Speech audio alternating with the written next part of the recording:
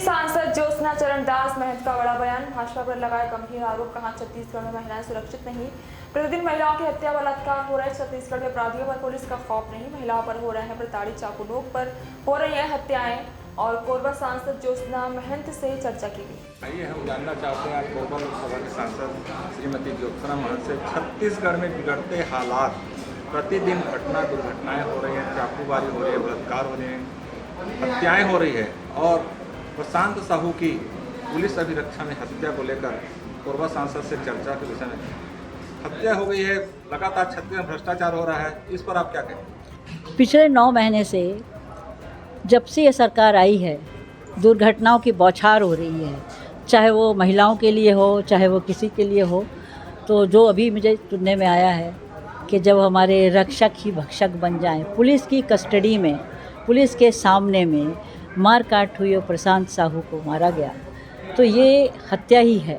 और इसको कुछ और रूप दिया जा रहा है कि हमने सुना है कि उसको मिर्गी का रोग बता दिया गया है। तो जब हमारे एसपी और कलेक्टर इस बात को सहमति देंगे, जो हमारे रक्षक हैं, हमारे समाज को जो रक्षा देने वाले हैं, चाहे वो महिलाओं के दुराचार की बात हो, महिलाओं के प्रति, चाहे वो हमारे लोगों के लिए बात हो, लॉ एंड ऑर्डर तो मेरे हिसाब से छत्तीसगढ़ में बचा ही नहीं। अब ऐसा लग रहा है पिछले 5 साल जब हमारी सरकार थी, कोई चाकू से मार रहा है, कोई कुछ मार रहा है। अभी लवंग में मैंने अभी देखा रिसेंट के वहाँ पे एक गुपचुप वाले को ही उन्होंने मार दिया। तो ये क्यों हो रहा है? ऐसा समाज हमारा किस तरफ जा रहा है? ये हमारी परंपरा छत्तीसगढ़ की बड़ी शांति प्रिय थे।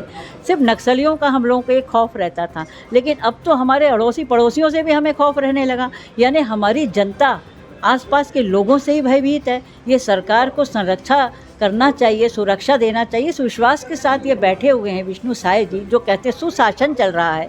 ये सुशासन है या कुशासन है?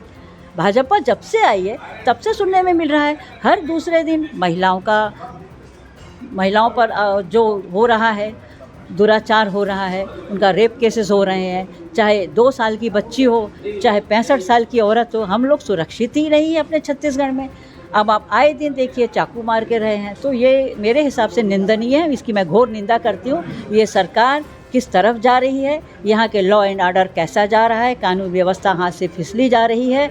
तो जो कांग्रेस ने प्रयत्न किए, जो आंदोलन किया, जो अपना छत्तीसगढ़ बंद होने की धमकी दी और आज बंद भी है, इसके लिए एसपी और कलेक्टर को बदला तो गया है, लेकिन इससे हालात थोड़ा ना बदलेंगे। आपने उसका मुआवजा दे दिया, इससे किसी की जान थोड़ा ना वापस आएगी। जो आप कह रहे हैं मुआवजा दे दिया, ये कोई बहुत बड़ा काम तो नहीं किया है। इस तरह से क्यों हो रहा है? अभी तक नहीं होता था। ये पहली बार सुनने में आ रहा है कि लॉ एंड ऑर्डर हमारी सरकार, जो पिछली सरकार थी, उसमें अच्छा था और ये सरकार में हाथ से निकल चुका है। और ये छत्तीसगढ़ को कितने साल पीछे ले जाएगा ये कह सकना मुश्किल है। गृह मंत्री के ग्राम में जब इस्तेमाल का हो रहा है और जी, गृह मंत्री जो है, गृह मंत्री के संरक्षण में सब चल रहा है, गृह मंत्री के ग्राम में जब इस प्रकार की हरकत हो रही है, इस पर क्या कहें? मुझे आश्चर्य लग रहा है कि जिस गांव ने एक हमारे प्रदेश को गृह मंत्री, सुरक्षा का एक मेन इतना बड़ा विभाग है उनके पास, और वो ही सुरक्षा नहीं कर पा रहे। जब अपने गांव में नहीं कर पा रहे तो पूरे छत्तीसगढ़ में क्या करेंगे? क्या उम्मीद रखूं उनसे मैं कि वो क्या कर पाएंगे? महंत जी भी गृह मंत्री रह चुके हैं, कोई भी दुर्घटना नहीं हुई है ऐसी निंदनीय जब मध्य प्रदेश था। तो इसलिए मुझे गृह मंत्री के सारी चीज़ें पता भी हैं और कैसे लॉ एंड ऑर्डर रखा जाता है इसके बारे में मैं भी जानती हूँ।